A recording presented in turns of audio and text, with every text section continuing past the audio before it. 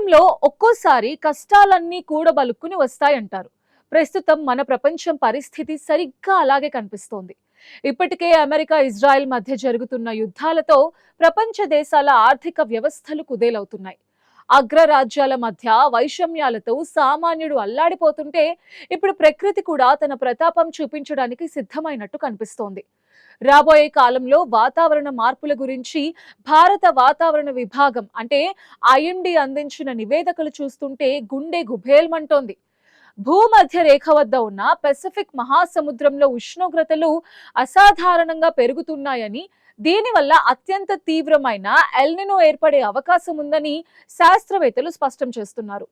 ఈ ఎల్నినో ప్రభావం వల్ల భూమిపై వేడి విపరీతంగా పెరగడమే కాకుండా ఊహించని వాతావరణ మార్పులు సంభవిస్తాయని హెచ్చరిస్తున్నారు.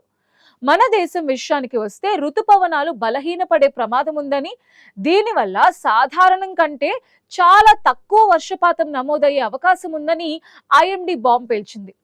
సామాన్యులకు వాతావరణ భాష త్వరగా అర్థం కాదు. సాధారణం కంటే తక్కువ వర్షం అంటే దాని అసలు అర్థం తీవ్రమైన కరువు పరిస్థితులు నెలకొంటాయని. మన దేశంలో దాదాపు 60% మంది రైతులు కేవలం వానాకాలం వర్షాలపై ఆధారపడే పంటలు పండిస్తూ ఉంటారు. ఒకవేళ శాస్త్రవేత్తలు చెప్పినట్టు వర్షాలు కురవకపోతే రైతు పరిస్థితి అగమ్యగోచరంగా మారుతుంది. ఇప్పటికే అకాల వర్షాలు, వడగళ్ల వానలతో పంటలు నష్టపోయి కోలుకోలేని స్థితిలో ఉన్న అన్నదాతకి ఈ ఎల్నినో హెచ్చరికలు గోరు చుట్టుపై రోకటిపోటులా మారాయి. ఒకప్పుడు వాన రాకడా ప్రాణం పోకడా ఎవరికీ తెలియదని అనేవారు. కానీ ఇప్పుడు సాంకేతికత పెరిగిన తర్వాత 3 రోజుల ముందే వర్షం ఎక్కడ పడుతుందో చెప్పగలుగుతున్నాం. తుఫాన్లు, సునామీలను ముందుగానే పసిగట్టి నష్టాన్ని తగ్గించగలుగుతున్నాం. కానీ ప్రకృతిని అంచనా వేయడం అనేది ఒక జూదం లాంటిది. ఒక్కోసారి మనం ఊహించిన దానికి భిన్నంగా వాతావరణం మారిపోతూ ఉంటుంది. అందుకే ఏమరపాటుగా ఉండకుండా జాగ్రత్తలు తీసుకోవడం ఎంతో అవసరం. ప్రస్తుతం మన ముందుకు వచ్చిన వాతావరణ అంచనాలు కేవలం ప్రాథమికమైనవి మాత్రమే. వచ్చే నెలాఖరు నాటికి వాతావరణంలో వచ్చే మార్పులను బట్టి మరింత స్పష్టత వచ్చే అవకాశం ఉంది. అయితే చరిత్రను ఒక్కసారిగా గమనిస్తే ఎల్నినో ఏర్పడటానికి, మన దగ్గర వర్షాలు తగ్గిపోవడానికి మధ్య చాలా దగ్గరి సంబంధం ఉంది.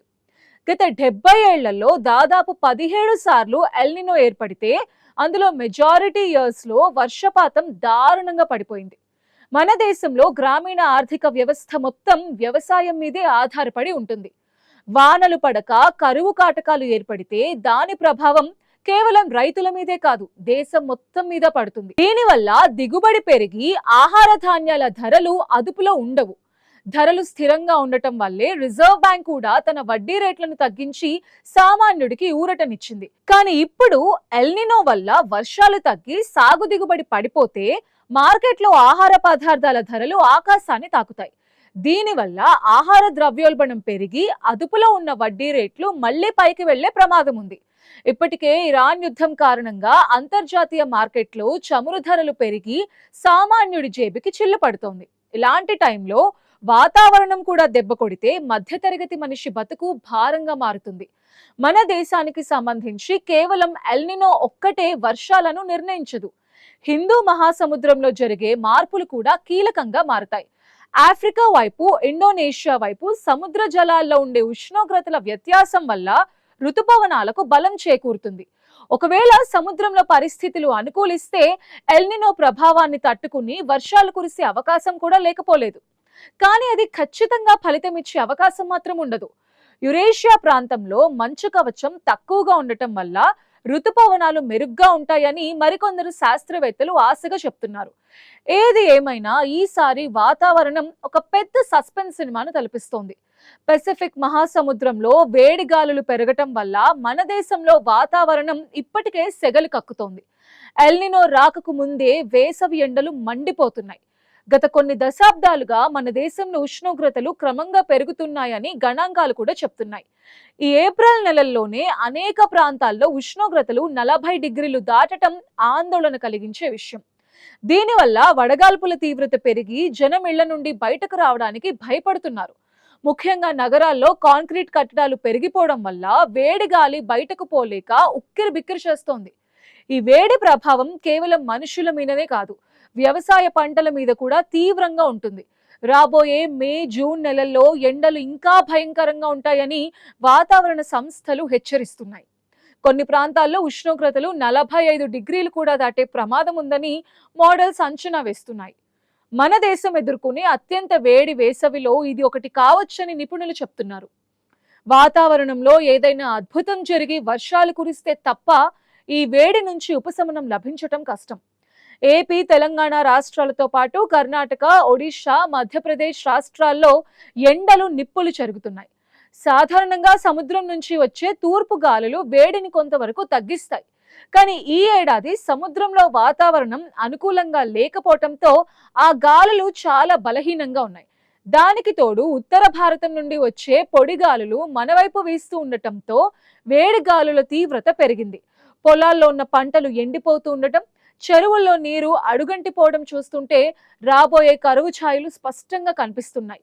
ఎండల నుంచి మనల్ని మనం కాపాడుకోవడానికి తగిన జాగ్రత్తలు తీసుకోవాలని వైద్యులు సూచిస్తున్నారు.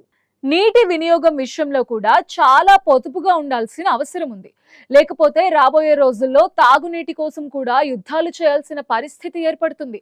ప్రకృతి వైపరీత్యాల వల్ల కలిగే నష్టం కేవలం ఆర్థికంగానే ఉండదు, అది మానసికంగా కూడా ప్రజలను కుంగదీస్తుంది. ఎల్నినో ప్రభావంతో వర్షాలు పడకపోతే రైతులు అప్పుల ఊబిలో కూరుకుపోయే ప్రమాదం ఉంది. పారిశ్రామిక రంగంలో కూడా నీటి కొరత వల్ల ఉత్పత్తి తగ్గిపోతుంది. దీనివల్ల వస్తువుల ధరలు పెరగడమే కాకుండా ఉపాధి అవకాశాలు కూడా దెబ్బతింటాయి.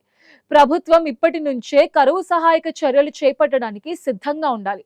పంటల బీమా పథకాలను పటిష్టం చేయటం, ఉపాధి హామీ పనులను విస్తృతం చేయడం ద్వారా గ్రామీణ ప్రజలను ఆదుకోవచ్చు.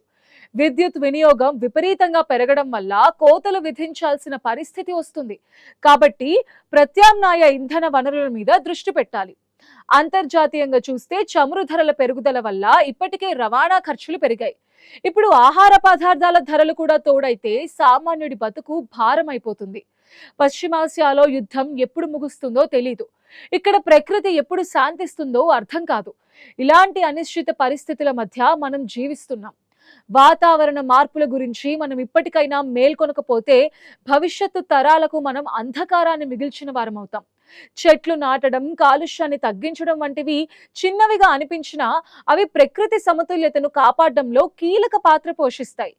ఈ ఏడాది ఋతుపవనాలు ఎలా ఉంటాయో అనేది కోట్లాది మంది ప్రజల జీవితాలను శాసించే అంశం. అంతా సవ్యంగా జరగాలని, కాలం కరుణించి సమయానికి వర్షాలు కురవాలని కోరుకోవడం తప్ప చేయగలిగింది ఏమీ లేదు. వాతావరణ శాఖ ఇచ్చే సమాచారాన్ని ఎప్పటికప్పుడు గమనిస్తూ ప్రభుత్వం సూచించే జాగ్రత్తలు పాటించటం ప్రతి ఒక్కరి బాధ్యత.